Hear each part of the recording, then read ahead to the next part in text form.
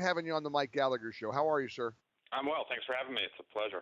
We're really grateful that you're going to commit to us today to kind of be sort of our ongoing, real-time analyst over what we're hearing from this particular testimony.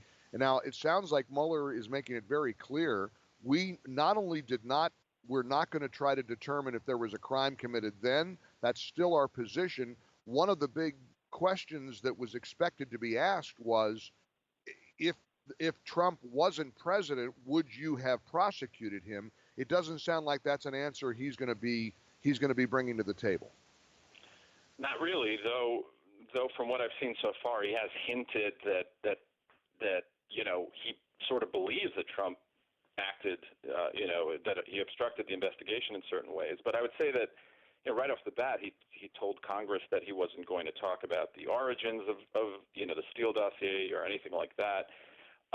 He was going to just speak within the four corners of the report. Though I think there was a pretty big moment already. He said right at the start that he would not address collusion, which is not a legal term. Right. And Collins, I forget his first name, the rep, caught him on that point because in the report he says that collusion and conspiracy are basically synonymous, and that the president they could not find any evidence of criminal conspiracy, and that's a pretty big point to make because obviously that was the main focus for 2 years of the whole political and media establishment.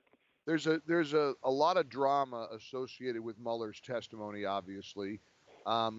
Give me your takeaway or your analysis over what the Democrats hope to achieve.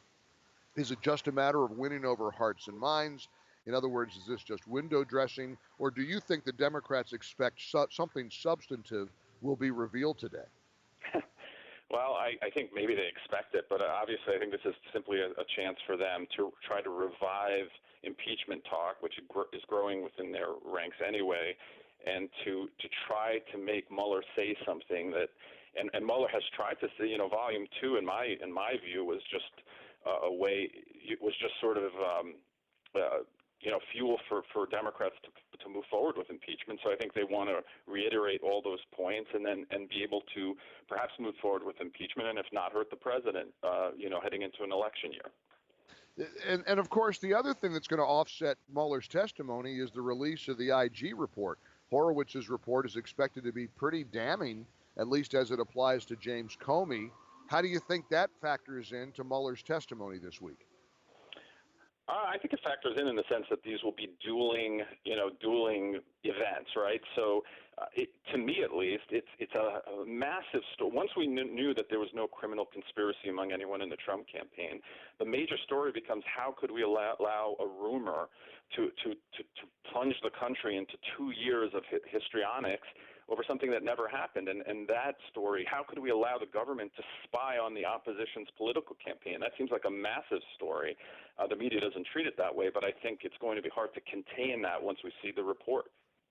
We appreciate David Harsanyi's reports all throughout the show today. Thank you, David. We'll check in with you again in about 15 or 20 minutes. He's monitoring the testimony on Capitol Hill. We'll take you there as well.